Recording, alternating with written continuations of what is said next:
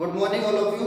Class 10 social science में आज हम चैप्टर स्टार्ट करने जा रहे हैं। थर्ड चैप्टर अंग्रेजी साम्राज्य का प्रतिकार और संघर्ष, यानी ब्रिटिश कालीन जो भारत था उस भारत के दौरान भारतीयों ने किस प्रकार से उनका विरोध किया और के कौन कौन से संघर्ष उनके मध्य हुए, तो उन्हीं संघर्षों के बारे में हम स्टार्ट करते हैं।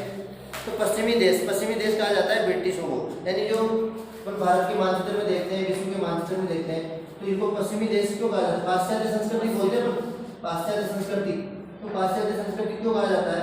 उसका कारण यही होता है कि ये वाला जो क्षेत्र है पूरा,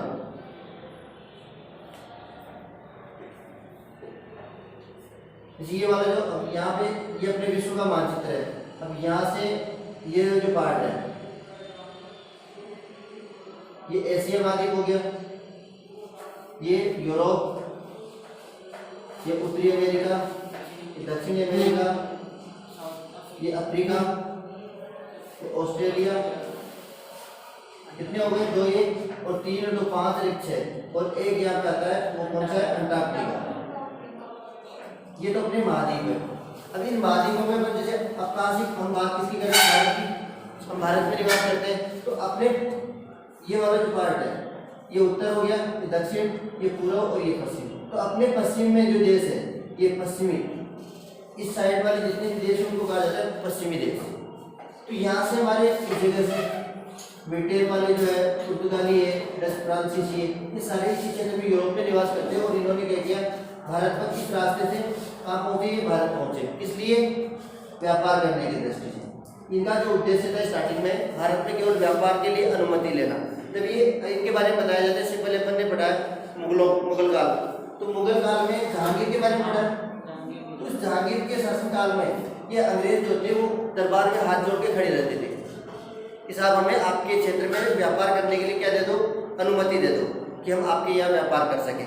और इसके शासनकाल में कौन आया था?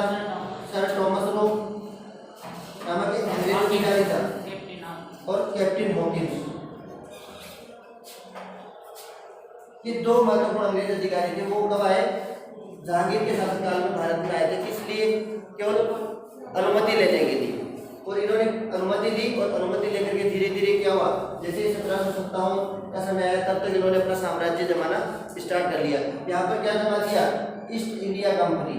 अब ये नाम से मतलब ईस्ट इंडिया कंपनी की स्थापना इन्होंने की। ईस्ट का अर्थ क्या होता है? तो यहाँ पर पूर्वी भाग में बंगाल से इसका प्रारंभ हुआ। तो बंगाल वाले क्षेत्र में, इस क्षेत्र में जब इन्होंने कंपनी स्थापित की तो उसका नाम रखा ईस्ट इंडिया। इंडिया के ईस्ट में एक कंपनी बनाई उन्होंने, ईस्ट इंडिया कंपनी। बंगाल से इसका प्रारंभ। तो अंग्रेजी साम्राज्य का जो प्रारंभ है वो कहाँ से होता है? बंगाल से। तो यहाँ से अपन देखते हैं शुरू से। तो इसीलिए अपन बोलते हैं आज हमारे संस्कृति के ऊपर किसका प्रभाव है? इस पाश्चात्य संस्कृति का, पश्चिमी देशों की संस्कृति का प्रभाव हमारे भारत देश पर स्पष्ट दिखाई देता है। आज हम जो वेशभूषा धारण करते हैं वो इन्हीं की देन है, क्योंकि अपनी जो वेशभूषा थी वो तो अलग थी, लेकिन ये पाश्चात्य संस्कृति का प्रभाव इतना बड़ा कि उन्होंने अपने भारत के ऊपर कितने वर्षों तक? 190 वर्षों तक शासन किया। तो आज हमारे भारत में बहुत कुछ परिवर्तन भी हो गया।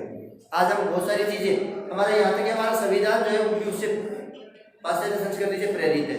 हमारे संविधान में भी यूरोपियन जो कंट्रीज है उन कंट्रीज से बहुत सारी चीजें लेकर के हमारे संविधान का निर्माण किया गया था। तो इस कारण से हम सबसे ज्यादा प्रभावित किससे? पाश्चात्य संस्कृति से, पश्चिमी देशों से। चलो स्टार्ट करते हैं चैप्टर। तो पश्चिमी देशों ने अपने आर्थिक उद्देश्यों को पूरा करने की दृष्टि से अलग अलग देशों में अपने उपनिवेश बनाए। इन्होंने कहा है कि पश्चिमी देश, यही पश्चिमी जो देश थे, इन देशों ने अपने आर्थिक उद्देश्य यानी धन कमाने के लिए उन्होंने क्या किया? अपने धन कमाने के उद्देश्यों को पूरा करने के लिए अनेक देशों के ऊपर अपने उपनिवेश स्थापित किए। अनेक देशों को अपने उपनिवेश बनाए, यानी केवल भारत ही नहीं, भारत के अलावा अनेक देश ऐसे थे जिन देशों के ऊपर इनका साम्राज्य जमा हुआ था। ये नहीं संपूर्ण विश्व में केवल भारत ही एकमात्र ऐसा देश हो। अफ्रीका के बहुत सारे छोटी छोटी कंट्रीज है, वो कंट्रीज भी इनके अधीन थे, यूरोपियन कंट्रीज के अधीन थे। अब यूरोपियन कंट्रीज में जो कमजोर देश थे यूरोप के भी, वो भी इन्हीं के अधीन थे। तो इन्होंने बहुत सारे देशों के ऊपर अपने आर्थिक उद्देश्यों को यानी धन कमाने के लिए इन्होंने क्या किया? उनको अपना उपनिवेश बनाया। अब शब्द आता है उपनिवेश का अर्थ क्या होता है? तो उपनिवेश का अर्थ क्या बोलेंगे कि कोई भी जो देश या अन्य देश जो होता है किसी देश पर अधिकार कर लेता है, उसके ऊपर पूर्ण नियंत्रण कर लेता है, तो उसका उपनिवेश बन जाता है। जैसे ब्रिटेन का उपनिवेश कौन हो गया? भारत। कि भारत के ऊपर किसका अधिकार था? ब्रिटेन का, इंग्लैंड का। तो इस कारण से अनेक देशों पर इन्होंने अपने उपनिवेश स्थापित किए। और बाद में अपना साम्राज्य धीरे धीरे इन्होंने क्या किया, उपनिवेश स्थापित यानी व्यापार करते करते क्या हो गए, अपना साम्राज्य बढ़ाना शुरू कर दिया। भारत में ब्रिटिश उपनिवेशवाद की शुरुआत छल कपट अत्याचार और शोषण से हुई है। इन्होंने किस किस चीजों का सहारा लिया, छल कपट अत्याचार और शोषण, अत्याचार और शोषण, ये जो चार चीजें थी, इन चार चीजों के माध्यम से इन्होंने क्या किया, भारत पर अधिकार किया। भारतीय जो लोग थे उनके साथ क्या किया, छल कपट किया, उनके ऊपर अत्याचार किया और उनके साथ मारपीट की, इनकी बातें जबरदस्ती बनवाई और उनका शोषण किया। शोषण का अर्थ होता है, शोषण सब किसको बोलते हैं, कोई भी व्यक्ति होता है, कोई कार्य करता है और कार्य के बदले में जब उसको उसका आर्थिक लाभ प्राप्त नहीं होता तो उसका शोषण कहलाता है। तो इन्होंने काम करवाया, उसके बाद में उनको पूरी मजदूरी नहीं दी, तो उनका शोषण किया और शोषण करते हुए इन्होंने क्या किया, अपना साम्राज्य स्थापित किया। छल कपट और अत्याचार और शोषण से भारत में अपना उपनिवेश स्थापित किया और भारत प्राचीन काल से एक समृद्धशाली देश रहा। हर व्यक्ति, हर देश भारत के साथ क्यों व्यापार करना चाहता था। इधर से अपन देख लीजिए, यूरोपियन फ्रांसीसी हो गए, डच हो गए, पुर्तगाली हो गए, इंग्लैंड यानी ब्रिटिश हो गए, ये सारे भारत के साथ ही क्यों व्यापार करना चाहते थे, क्यों उस समय का सबसे शक्तिशाली और समृद्धशाली, धन की दृष्टि से अगर देखा जाए तो समृद्धशाली देश कौन सा था, भारत। इसलिए भारत के साथ व्यापार, क्योंकि इनको दिख रहा था व्यापार व्यक्ति कहाँ करता है, जहाँ पर उसको इनकम ज्यादा हो। अब ऐसे क्षेत्र में चले जाए कि कोई गरीब देश है और उसमें जाकर व्यापार करें तो वहाँ पर कोई उसकी वस्तु को खरीदने वाला नहीं मिलेगा, यानी जो वस्तुएं अगर वो बेचेंगे तो वहाँ पर खरीदने वाले व्यक्ति नहीं मिलेंगे। तो धन की दृष्टि से भारत क्या था, उसमें समृद्ध था, संपन्न था, इस कारण से भारत के साथ वो व्यापार करना चाहते थे। और इसी को ध्यान में रखते हुए अंग्रेजों ने क्या किया, विश्व के अन्य देशों के साथ ही अंग्रेजों की भारत पर सदैव निगाहें रही है। शीघ्र ही वे व्यापारी से क्या बन गए, व्यापारी बनकर आए और शासक बन गए। भारत में आए कैसे थे, व्यापारी बनकर, व्यापार करने की दृष्टि से, और धीरे धीरे उन्होंने क्या किया, अपना व्यापार को इतना बढ़ाकर साम्राज्य स्थापित करके वहां के शासक बन गए। अंग्रेजों के कारण भारत की सामाजिक, आर्थिक, सांस्कृतिक व्यवस्थाएं क्या हो गई, सब नष्ट हो गई। किसके कारण, अंग्रेजों के कारण। अंग्रेजों ने इन चीजों को सबसे ज्यादा नष्ट किया। क्यों, उस समय एक शब्द आता है कि कुटीर उद्योग। हमारे जो भारत के लोग थे कुटीर उद्योग के माध्यम से अपना जीवन यापन करते थे। अब कुटीर उद्योग क्या था, एक परिवार के सदस्यों द्वारा किया जाने वाला कार्य, छोटे स्तर पर, यानी हर परिवार क्या करता था, कुटीर उद्योग के माध्यम से अपने परिवार का पालन पोषण करता है। आज हमारे भारत में 121 करोड़ की आबादी है। अब सभी परिवार अगर कुटीर उद्योग के रूप में छोटे छोटे स्तर पर अपना उद्योग स्थापित करें तो किसी व्यक्ति को कहीं नौकरी करने की जरूरत पड़ेगी क्या, कहीं नौकरी की आवश्यकता ही नहीं है, क्योंकि क्या करते हैं, स्वयं क्या करते हैं, किसी वस्तु का उत्पाद का निर्माण करते हैं और मार्केट में बेचने का काम करते हैं। तो भारत के लोग पहले, जब ब्रिटिश भारत था उससे पहले कुटीर उद्योग के माध्यम से क्या करते थे, संपूर्ण भारत के जो व्यक्ति थे वो रोजगार प्राप्त करते थे। अब इन्होंने सोचा कोई बाहर से व्यक्ति आएगा, कोई भी व्यक्ति बाहर से व्यापार करने के लिए आता है, कोई वस्तु बेचने आता है, वो वस्तु यदि हमारे यहाँ पे अपने ही क्षेत्र में कोई व्यक्ति बनाता है तो बाहर वाले से क्यों लेंगे, उसको अपने स्थानीय व्यक्ति से लेंगे। एक तो सस्ते दामों पे देता है वो, बाहर वाला आता है तो महंगे दामों पे देता है। तो अंग्रेजों ने क्या किया, जब व्यापार करने आए तो जब तक हमारे कुटीर उद्योग संचालित थे तब तक इनकी कोई मतलब नहीं था, इनके द्वारा बनाए हुए प्रोडक्ट कोई परचेज खरीदता ही नहीं था। तो इन्होंने क्या सोचा कि सबसे पहले जब तक भारत के कुटीर उद्योग नष्ट नहीं होंगे तब तक हमारा माल बिकेगा नहीं। तो इन्होंने क्या किया, शोषण के साथ साथ भारतीय कुटीर उद्योगों को नष्ट करना इन्होंने प्रारंभ कर दिया। अब कुटीर उद्योग किस प्रकार से, कोई भी स्थानीय क्षेत्र पर जो उद्योग संचालित था, जैसे आज हम देखते हैं दरिया बनाने का काम घर के अंदर भी कर लिया जाता है। बहुत सारी जो खजूर की जो टहनी आती है उससे छिल करके साफियाँ बनाते हैं। तो इस प्रकार के जो कार्य होते हैं वो छोटे स्तर पर जो परिवार के सदस्यों द्वारा किए जाते हैं उनको कुटीर उद्योग बोलते हैं। और वो मार्केट में बेचेंगे तो कुछ तो पेमेंट, उनको पैसे मिलते हैं, तो इससे उनके परिवार का पालन पोषण होता है। तो ऐसे इस प्रकार से अगर वो चलाते रहेंगे तो इनका व्यापार नहीं चलेगा। तो इन्होंने क्या किया, भारतीय कुटीर उद्योगों को नष्ट करने का इन्होंने प्रयास किया और सब कुटीर उद्योगों को नष्ट कर दिया। यहाँ के जो हमारे व्यक्ति थे स्थानीय, वो कपड़ा बनाने में बहुत ज़्यादा माहिर थे, वस्त्र निर्माण में। तो वस्त्र निर्माण के जो छोटे स्तर के जो उद्योग थे उनको नष्ट कर दिया और इन्होंने स्वयं के उद्योग स्थापित कर दिए। अब व्यक्ति को कहाँ जाना पड़ेगा, कपड़ा परचेज करना है तो इनके पास है, क्योंकि भारतीय लोगों के जो उद्योग थे उनको तो इन्होंने बंद करवा दिया। इस प्रकार से इन्होंने अपना साम्राज्य स्थापित किया।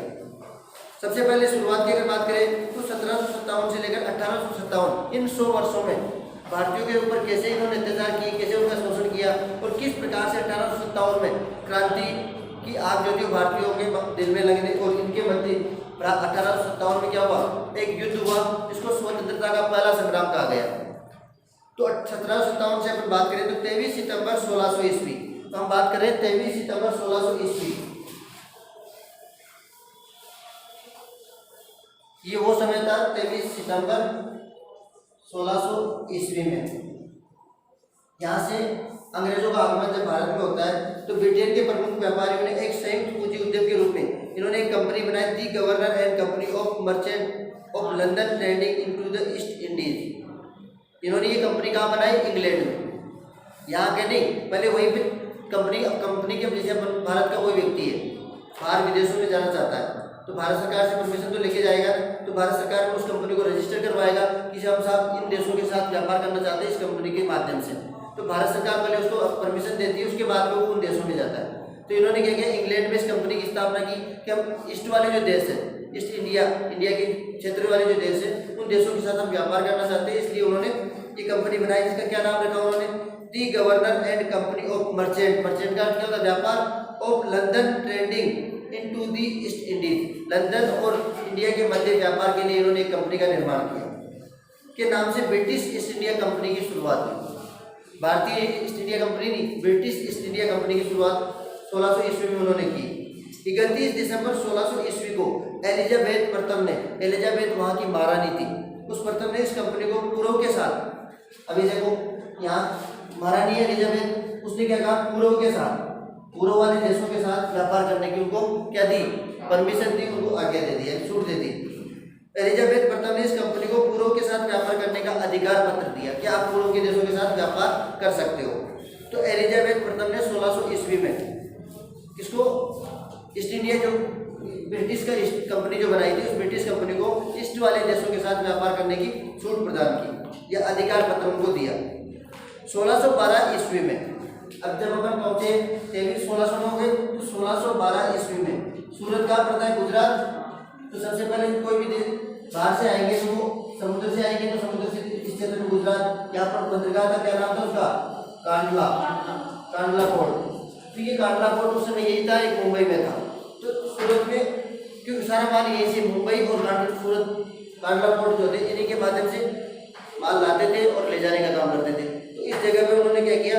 अब सबसे बड़ी समस्या ये होती है कि कोई बाहर से आने वाला अपने भारत में, जैसे कोई भी व्यक्ति बाहर से आएगा, अभी अपने जहाजों में माल करके लाएंगे तो उस माल को खुले में तो रखेंगे नहीं, तो कहीं ना कहीं रखने के लिए तो उन्होंने एक कोठी स्थापित की कहाँ पे? सूरत में। और ये इसी के पास में यहाँ सूरत पड़ता है, तो यहाँ पर इन्होंने कोठी का क्या होता है? माल गोदाम स्थापित किया। इन्होंने एक माल गोदाम बनाया जिसमें ये अपने लाए हुए माल को क्या है? यहाँ रखने लगे। दिन भर ये व्यापार करते, बेचते और शेष बचे हुए माल को वापस अपने स्थान पर लाकर रख देते। तो यहाँ से जब इनका प्रारंभ हुआ 1612 ईस्वी में सूरत में ईस्ट इंडिया कंपनी ने स्थायी व्यापारी कोठी स्थापित की। एक यहाँ पर जगह परचेज की, और ये जो कोठी बनाई वो कैसी बनाई उन्होंने? स्थायी, यानी जमीन को खरीद करके कोठी बनाएंगे। अभी अपन जमीन खरीदते और उसके ऊपर मकान बनाते तो स्थायी होता है वो। एक होता है रेंट पे, अपन कुछ समय के लिए किसी दूसरे को भाड़े पर ले लेते हैं, तो वो अस्थायी होता है। लेकिन उन्होंने क्या किया? स्थायी कोठी की स्थापना की, अपने माल गोदाम की स्थापना की उन्होंने। 1604 ईस्वी में मद्रास चेन्नई में फोर्ट सेंट जॉर्ज किले का निर्माण इनके 1604 में, जब 1612 में तो सूरत में पहुंच गए, तो 1604 में कहाँ पहुंच गए थे? उससे पहले चेन्नई में फोर्ट सेंट जॉर्ज किले का निर्माण किया गया 1717 ईस्वी में। लेकिन 1604 नहीं है, 1614 है। 1600 लिखा हुआ है, लेकिन इसको बोला कर लेना, बाद में इसका डेट कितनी हो कंफर्म करवा देंगे। इसके बाद में 1717 ईस्वी में मुगल बादशाह फर्रुखसियर। अब 1717 में कौन मुगल बादशाह कौन था? 1717 में फर्रुखसियर जो मुगल बादशाह था, उसने एक फरमान प्राप्त कर कंपनी के 38 गांवों की जमींदारी प्राप्त कर ली। ये सीधा इन्होंने यहाँ से, बीच वाला जो हिस्सा है वो 10th क्लास है, इसलिए जब इसका विस्तारित रूप पढ़ते हैं तो बड़े रूप में अपन देखते हैं तब आता है। यहाँ पे केवल शॉर्ट में दिया हुआ है। तो 1717 में मुगल कालीन बादशाह था फर्रुखसियर। उस फर्रुखसियर ने क्या किया? एक फरमान प्राप्त कर कंपनी ने 38, अभी जैसे अपन बात करें 1757 में जब फर्रुखसियर था यहाँ पर मुगल बादशाह, इस मुगल बादशाह को क्या किया? इन्होंने कुछ पैसे दिए इस अंग्रेजों ने, और 38 गाँवों की जमींदारी क्या कर ली? अपने पास ले ली। बादशाह को क्या चाहिए था? टैक्स के रूप में पैसा, और उसको इन्होंने पैसा दिया, और पैसा देकर के इन्होंने क्या किया? 38 गांवों की जमींदारी खुद प्राप्त कर ली। इस प्रकार से 38 गांवों की जब जमींदारी इनको मिल गई, तो इन्होंने क्या किया? उन गांवों में धीरे धीरे अपना साम्राज्य बढ़ाना प्रारंभ कर दिया। तो अपन बात कर रहे थे इसमें कि अंग्रेजों ने क्या किया, धीरे धीरे अपना साम्राज्य स्थापित, भारत में अपना साम्राज्य मुगल बादशाह से क्या कर लिया, 38 गांवों की जमींदारी इन्होंने प्राप्त कर ली। 3000 रुपये नजराने के बदले में कंपनी के माल को, अब 3000 रुपये नजराने का मतलब 3000 रुपये शुल्क देंगे किसको, बादशाह को, और उसके बदले में इनके माल का आवागमन निःशुल्क होगा, इनकी कोई रोक टोक नहीं होगी। 3000 रुपये नजराने के बदले में कंपनी के माल को सीमा शुल्क से क्या कर दिया गया, मुक्त। अभी सीमा शुल्क का अर्थ होता है बॉर्डर क्रॉस करते हैं तो शुल्क लगता है, टैक्स लगता है, उस टैक्स से इनको मुक्ति दे दी गई। और चूंकि शुल्क मुक्ति के लिए अंग्रेजों को दस्तक एक विशेष अनुमति पत्र बादशाह ने साइन करके दे दिया। जब भारत का बादशाह इनको साइन करके दे रहा है तो इनको रोकेगा कौन फिर, तो उसने क्या किया, शुल्क मुक्ति का एक पत्र दिया इनको और व्यापार करने की छूट दे दी, जारी करने का अधिकार दे दिया कंपनी ने। विशेष अनुमति पत्र, अंग्रेजों को दस्तक यानी टैक्स वसूल करने का अधिकार इनको धीरे धीरे मिल गया।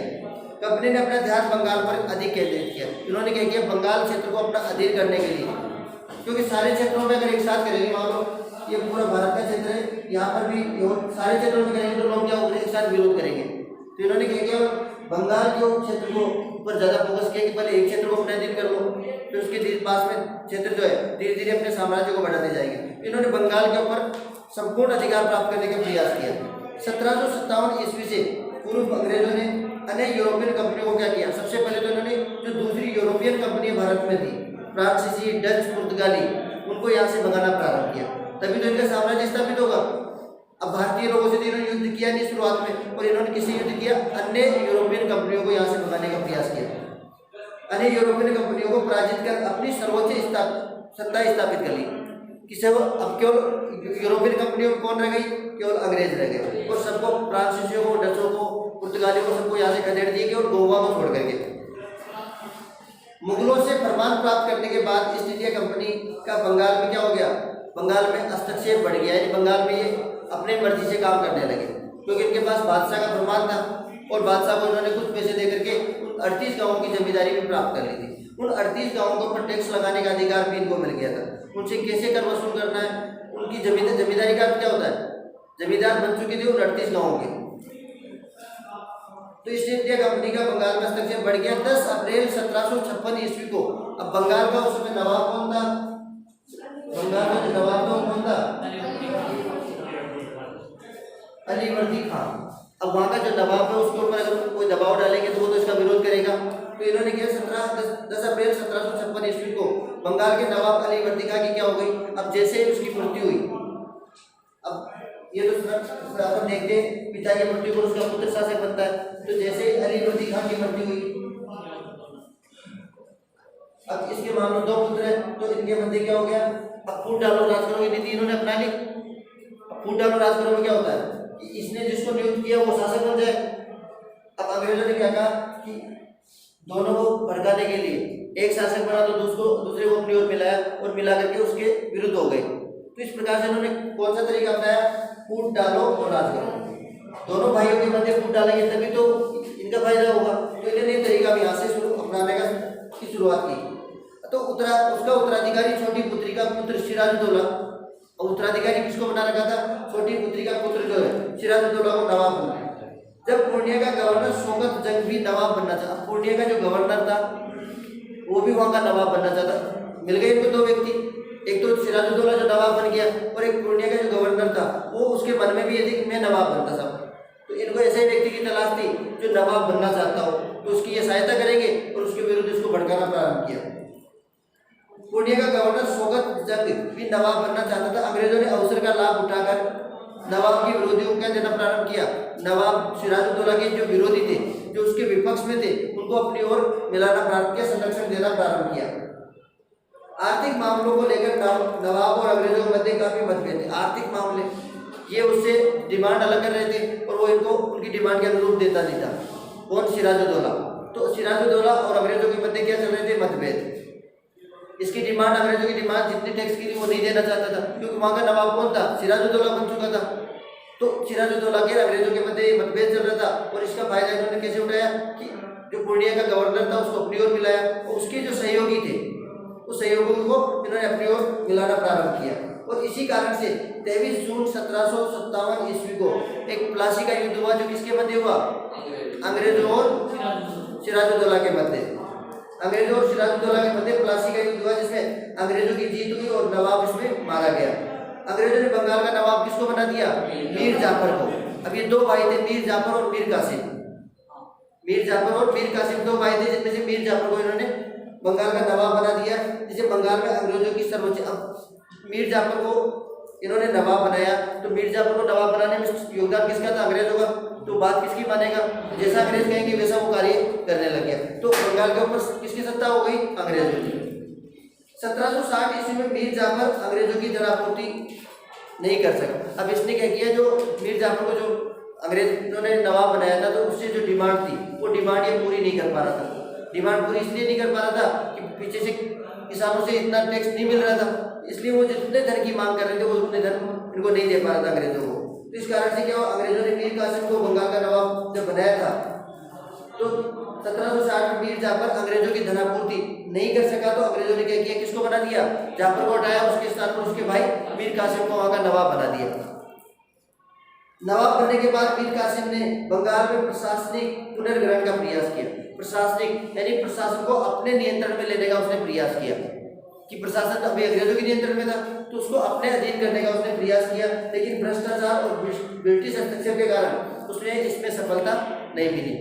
भ्रष्टाचार, अंग्रेजों द्वारा पैसे देकर लोगों को लालची व्यक्ति होते हैं, वो कभी किसी के नहीं होते, उनको थोड़े पैसे दिए वो इधर चले जाते, इधर वाला पैसे दे तो इधर आ जाते हैं। तो इसी प्रकार अंग्रेजों ने कुछ लोगों को वहां पर अपनी ओर मिला रखा था। इस कारण से अंग्रेजों का हस्तक्षेप बढ़ा और वो अपने प्रशासनिक क्षेत्र जो थे उसके ऊपर नियंत्रण स्थापित नहीं कर पाया। आर्थिक मामलों और विभिन्न सुविधाओं को लेकर, आर्थिक मामलों का अर्थ है जो धन एकत्रित करने की जो उनकी जो डिमांड थी, डिमांड और अन्य सुविधाओं को लेकर मीर कासिम और अंग्रेजों के मध्य क्या हुआ, मतभेद हो गए। जिसको उन्होंने नवाब बनाया वो उनकी पूर्ति, क्योंकि मीर कासिम अलग था, वो अपने नियंत्रण में रखना चाह रहा था और अंग्रेज अपने नियंत्रण में, तो अंग्रेजों को ऐसा व्यक्ति भी नहीं मिल रहा था जो पूर्ण रूप से उनके द्वारा कहे हुए कार्य कर सके। मीर कासिम पहले मीर जाफर को बनाया, तो मीर जाफर उनके द्वारा डिमांड जो थी उसको पूरी नहीं कर पाया, तो उन्होंने उसको हटाया और उसके स्थान पर किसको बना दिया? कासिम को। लेकिन कासिम क्या था, वो उससे विपरीत था, वो स्वयं अपने प्रशासन को अपने नियंत्रण में लेना चाह रहा था। तो इनके मध्य क्या हो गया, मतभेद हो गया। जब मतभेद हुआ तो उसके परिणाम स्वरूप 22 अक्टूबर 1764 को बक्सर का युद्ध हुआ। तो ये दोनों युद्ध याद रखने, प्लासी का युद्ध सिराजुद्दौला और अंग्रेजों के मध्य हुआ, और बक्सर का युद्ध मीर कासिम और अंग्रेजों के मध्य हुआ। तो बक्सर का युद्ध जिसमें नवाब की पराजय हुई, अंग्रेजों की विजय हुई, ये युद्ध भारतीयों के लिए अधिक घातक सिद्ध हुआ। अब घातक इसलिए सिद्ध हुआ कि जो बंगाल था वो पूर्ण रूप से किसके अधिकार में चला गया? अभी तक कम से कम अपने क्षेत्र का, अपने देश का व्यक्ति जो वहां पर नवाब बना हुआ था वो भी पराजित हो चुका था, और पूर्ण रूप से जो बंगाल था वो अंग्रेजों के अधीन हो गया। इस युद्ध के बाद अंग्रेजों को बंगाल, बिहार और उड़ीसा के दीवानी अधिकार अंग्रेजों को प्राप्त हुआ। दीवानी का क्या होता है, वहां पर फौजदारी या भूमि से संबंधित राजस्व एकत्रित करने के अधिकार इनको प्राप्त हो गए। इससे भारत के उद्योगों और व्यापार को और ज्यादा हानि होने लगी। तो इसके साथ ही क्या हुआ, भारत में अंग्रेजों का साम्राज्य का प्रारंभ होता है किस युद्ध के बाद? बक्सर के युद्ध के बाद। मीर कासिम और अंग्रेजों के मध्य हुआ, पहले से पहले नवाब सिराजुद्दौला और अंग्रेजों के मध्य हुआ। तो दो महत्वपूर्ण युद्ध है अपने को याद रखने, प्लासी का और बक्सर का युद्ध। प्लासी का युद्ध कब हुआ? और ये 1764 में, वो 1757 में। तो दोनों की डेट भी याद रखनी और किस किस के मध्य हुआ वो भी याद रखना है। अब हम कल पढ़ेंगे अंग्रेजों का मराठा और मैसूर से संघर्ष। शायद ही अपने इसमें से सिलेबस में से हटा दिया है, तो कल इसमें देखते हैं कौन कौन से टॉपिक बचे, उसके आधार पर नेक्स्ट टॉपिक पढ़ेंगे कल। धन्यवाद।